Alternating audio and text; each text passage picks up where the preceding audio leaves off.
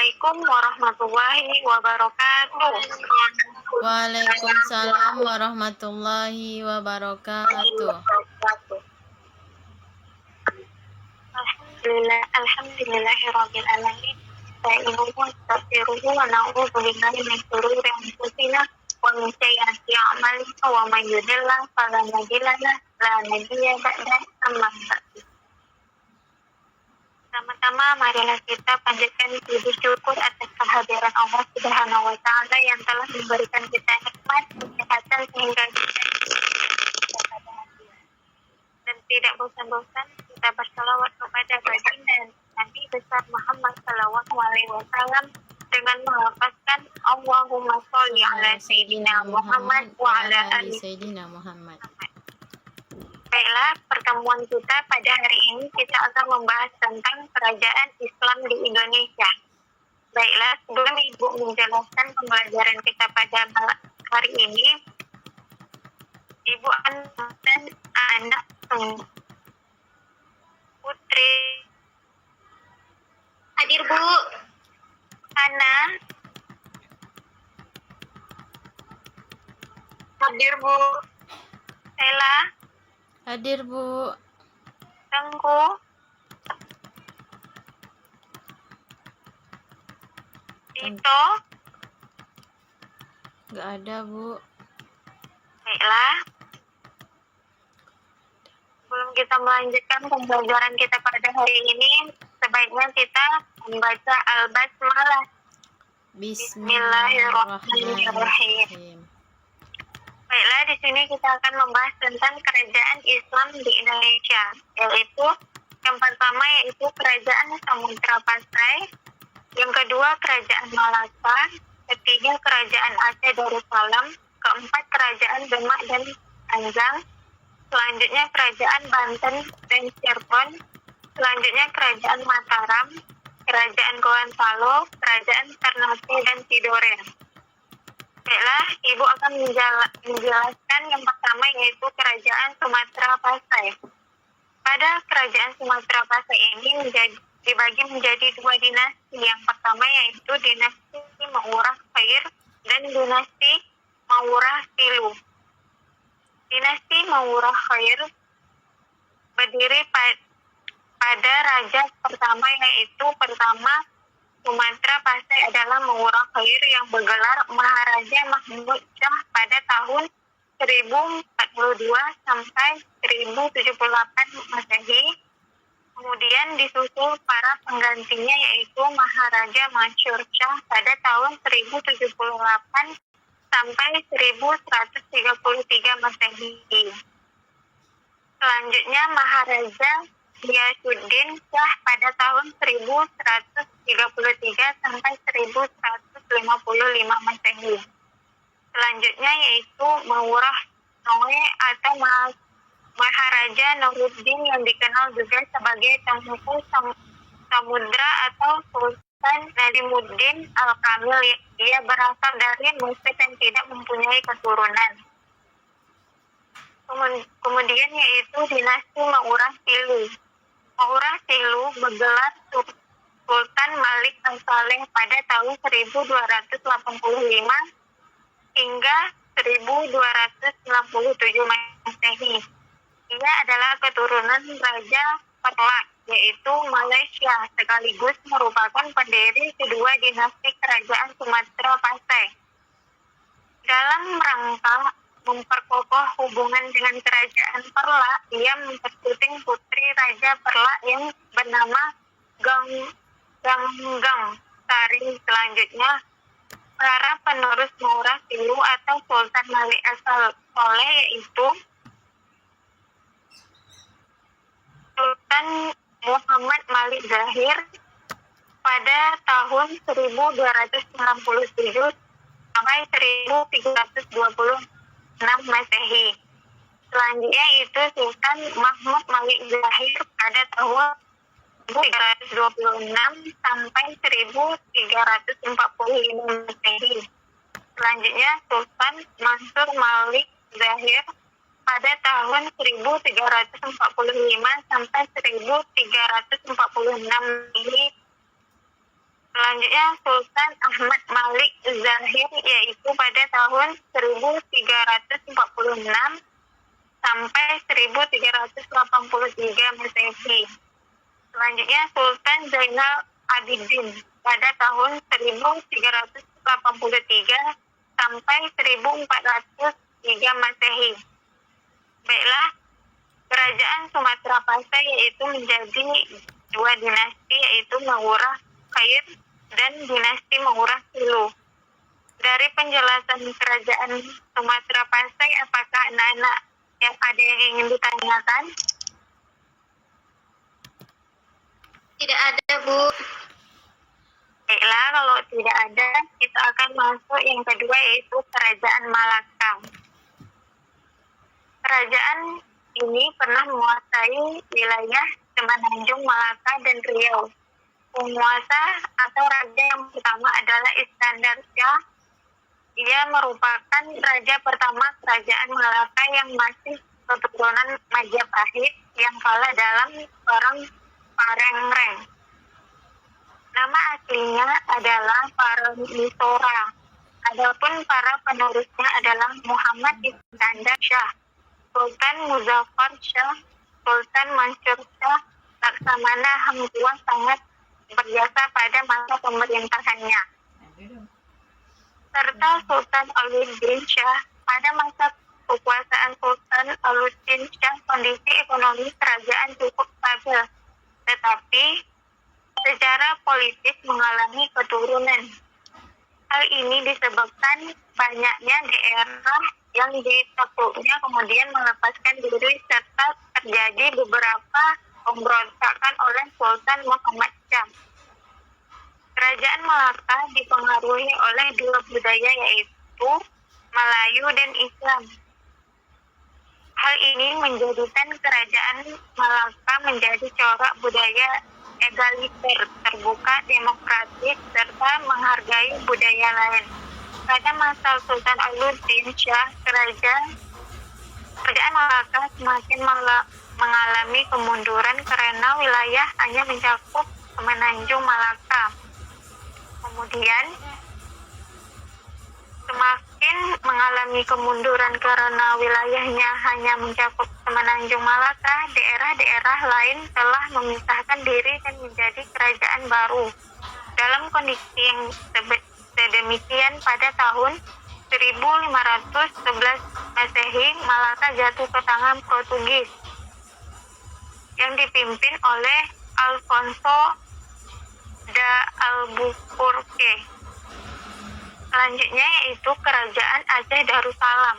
Pada Kerajaan Aceh Darussalam ini, raja yang pertama kali yaitu Sultan Ali Mugayyad Shah. Setelah wafat, dia digantikan oleh putranya, yaitu Sultan Salahuddin. Karena Sultan Salahuddin akhirnya putranya diganti oleh saudaranya, yaitu Sultan Alauddin Riayat Shah. Sultan Alauddin Riayat Shah Al-Qahar cukup berperan memperbaiki keadaan pemerintahannya dan aktif menyebarkan Islam dengan mengirimkan mubalik ke berbagai daerah seperti Syarifah Hidayatullah atau Sunan Gunung Jati yang diutus ke Gresik, yaitu Jawa Timur. Sepeninggalan Sultan Alauddin Riayat Shah Al-Qahar, kerajaan Aceh Darussalam mengalami kemunduran. Jadi itulah kisah dari kerajaan Aceh Darussalam. Selanjutnya yaitu Kerajaan Demak dan Panjang. Pada Kerajaan Demak dan Panjang ini, Kerajaan Demak merupakan kerajaan Islam pertama di Jawa. Para ahli memperkira Demak berdiri pada tahun 1500 Masehi. Letak kerajaan berada di Bintaro, yakni di dekat muara Sungai Demak. Pusat kerajaan terletak di antara pelabuhan Bargota dan Japara. Raja-raja yang memerintah di Demak antara lain Raden Fatah sebagai pendiri sekaligus raja pertama Pati Unus, Sultan Tregono dan kerajaan Demak didirikan oleh Raden Patah yang memerintah pada tahun 1500 sampai 1518 Masehi. Pengangkatan Raden Patah menjadi sultan dipimpin langsung oleh Sunan Ampel. Pada masa pemerintahannya, agama Islam mengalami perkembangan yang sangat pesat karena gencarnya gerakan dakwah para wali.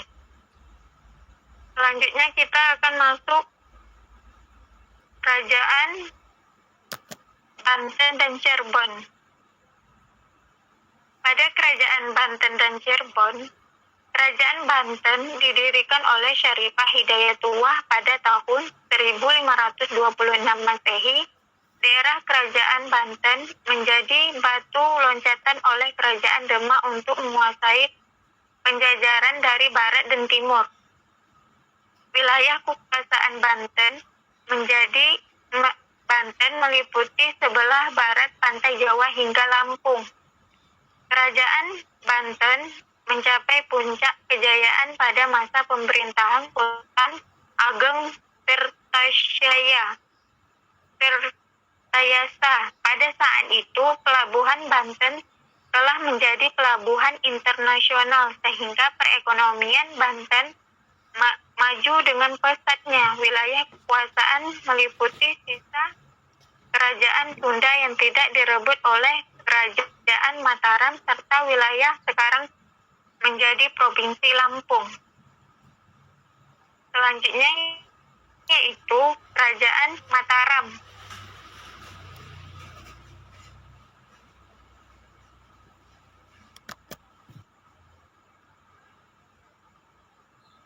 Pada Kerajaan Mataram ini,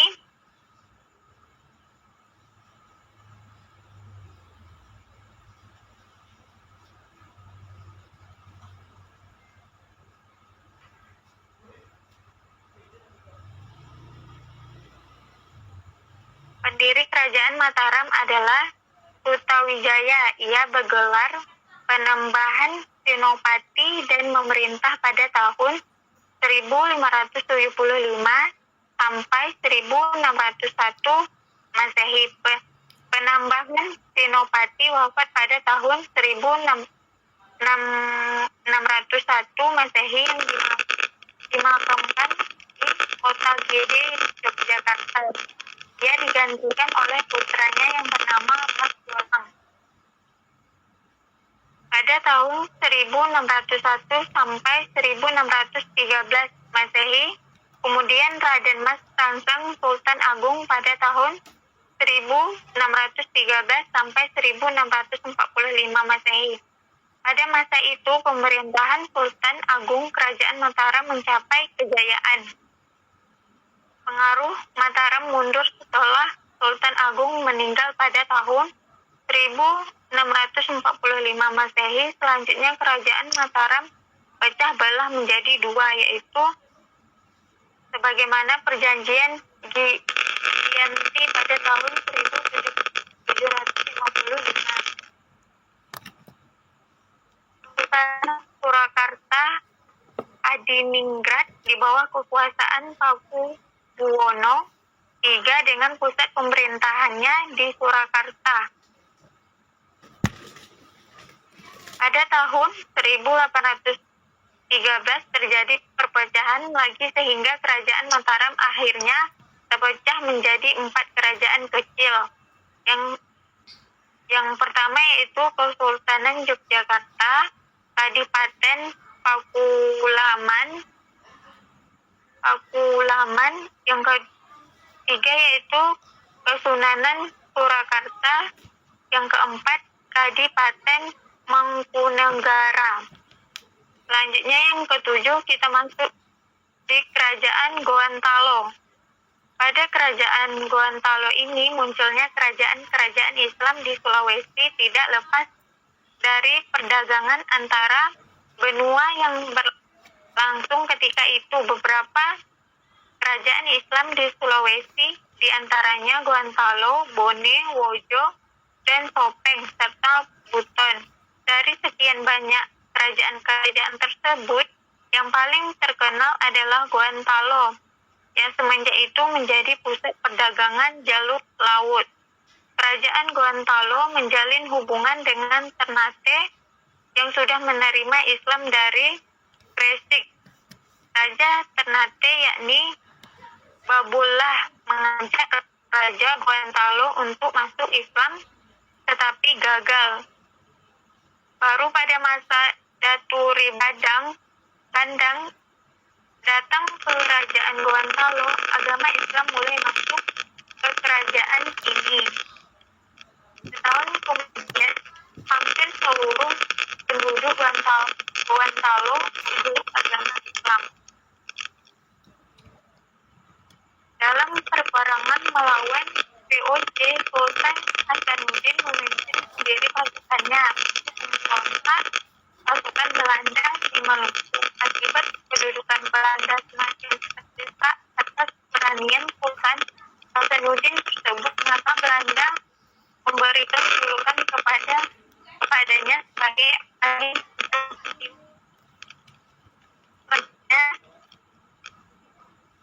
Ternate dan Tidore. Kerajaan Ternate dan Tidore memiliki wilayah kekuasaan yang menjadi Kepulauan Maluku dan sebagian Papua. Tanah Maluku yang kaya akan rempah-rempah menjadikannya dikenal di dunia internasional dengan sebutan Spitz Island. Ada beberapa persekutuan yang dibentuk sebagai reaksi atas kepentingan Ternate dan Tidore terhadap kekuasaan tersebut, yaitu Uli Lima, yang berarti persekutuan lima, meliputi Ternate, Obi, Bacan, Seram, dan Ambon. Yang kedua yaitu Uli Siwa, yaitu persekutuan 9 yang meliputi Tidore, Makyan, Jailolo, dan lain-lain.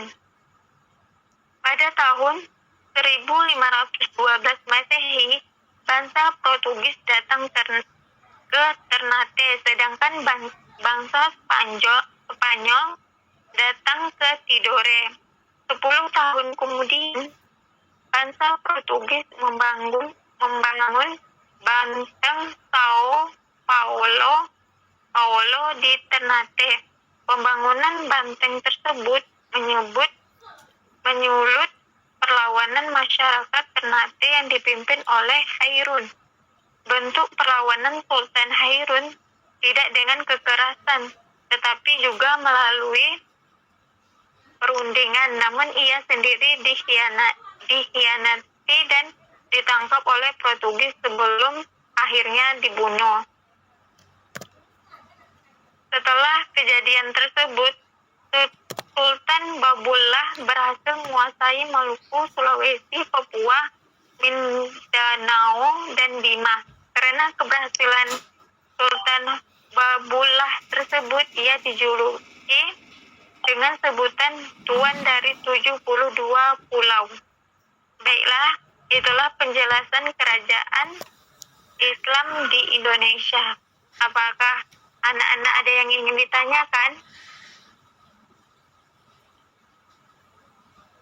Tidak, Bu. Baiklah, hanya itu saja yang dapat Ibu sampaikan. Apabila ada kesalahan, Ibu mohon maaf. Semoga apa yang kita pelajari bermanfaat. Sebelum kita tutup, marilah kita membaca Alhamdulillah. Alhamdulillah. Alhamdulillahirabbil alamin. Baiklah. Wassalamualaikum warahmatullahi wabarakatuh. Waalaikumsalam warahmatullahi wabarakatuh. wabarakatuh.